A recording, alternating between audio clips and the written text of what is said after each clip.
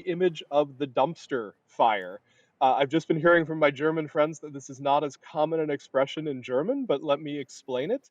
The dumpster fire is when you have the place that you put all the garbage and it catches on fire, and it's sort of a metaphor for crises on top of crises, lots of crises happening at the same time.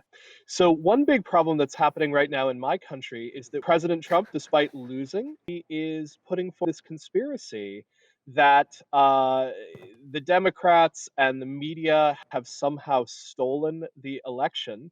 And bizarrely enough, there are polls showing that more than 60 million Americans believe him that this conspiracy is happening and the election been stolen. We've been having a crisis around mistrust in democracy in the United States. Part of the way that I understand the crisis around COVID is also a crisis in trust. So in my country, we have lots of people declaring that wearing a mask is dangerous, that it actually aggravates the disease. None of this is true.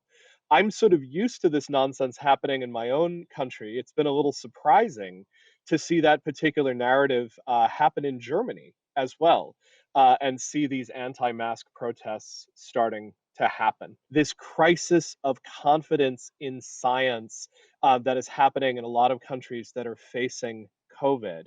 Here is a suggestion for some common ground. This is a graph that looks at US confidence in the federal government from the 1960s until the present. And what you'll see if you look at this graph is if you asked Americans, do you trust the government in Washington to do the right thing all or most of the time? If you ask Americans that question in 1964, 4 out of 5 of them trust the government to do the right thing all or most of the time. That graph goes up and down over the years. It changes depending on what's going on in US politics. But for the last 15 or 20 years, it has been settled at this very low level. It's not just the government that people are losing confidence in. In fact, it's almost every major institution in American life.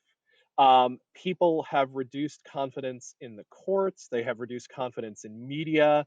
They have lowered confidence in banks, in big corporations, and labor unions, all the way down to Congress, our legislative body, which has the lowest confidence of all. It's not just the US that's facing this. There's a firm called Edelman that does very good survey data around the globe, and they actually find that the United States is roughly the middle of the pack as goes towards confidence in institutions.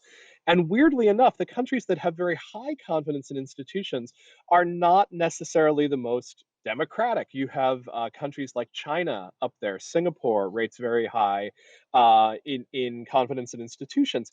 In particular, European countries, in particular, Southern Europe, France, Spain, Italy, confidence in institutions as a whole is incredibly low. I study mistrust from a very particular point of view. As our host mentioned, I do a lot of work on activism. And what I'm really worried about is that when people start mistrusting institutions, it creates a real crisis for you as a citizen. At a moment where it seems like everything is on fire, what can we do? And my message basically for activists, for citizens, is that it's okay to have that mistrust. There's other ways to make change. They have options for how they can try to make change in society.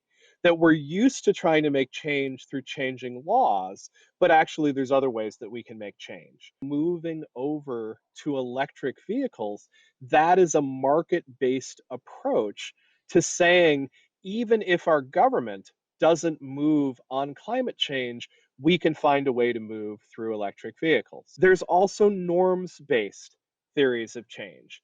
We think that laws happen because brave individuals make changes to do things like make equal marriage possible.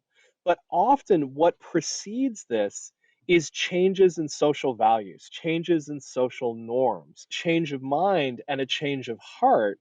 And that's what actually will change the behavior. 3 things that they can try to do. They can go into the building and become an institutionalist. They can try to make change from within. They can stand outside as protesters. They can try to hold the institution accountable, or they can try to disrupt. They can take the bulldozer and try to knock the institution down and build something in its place. But you may be looking at this and saying, I'm not an activist. I actually am part of one of these institutions. Maybe I'm in the building rather than the outsider. And I want to make the case that mistrust is immensely important to you as well. And that case starts with pointing out that mistrust is incredibly expensive. Bitcoin had a public ledger. You could see all the transactions taking place. You could review the code and make sure that you liked the way that it worked. But the big price that you paid for this is that Bitcoin is much, much less efficient. Why would you build a system that is thousands of times less efficient than an existing system? And the answer is mistrust. When you look at what Satoshi Nakamoto, the mythical figure behind Bitcoin, said, the problem with systems like Visa, the problems with existing banks, is all the trust that's required in it. You have to trust the government, you have to trust the financial regulator, you have to trust the bank. Bitcoin comes in and says, you don't have to trust any of that anymore.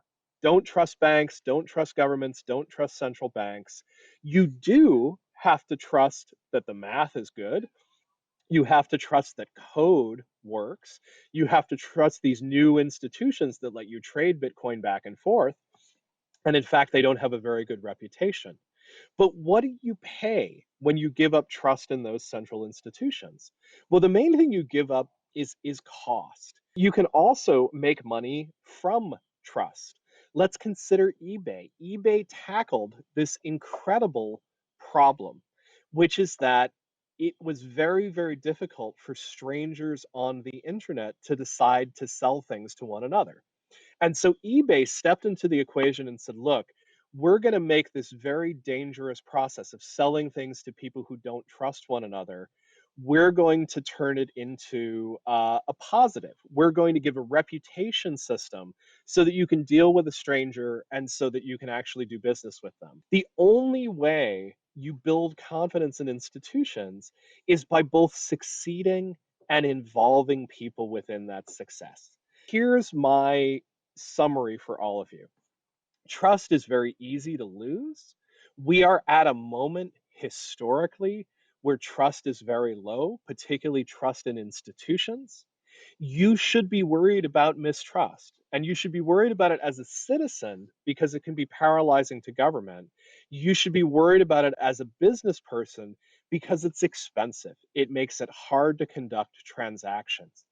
The trick is you can't just paper over mistrust.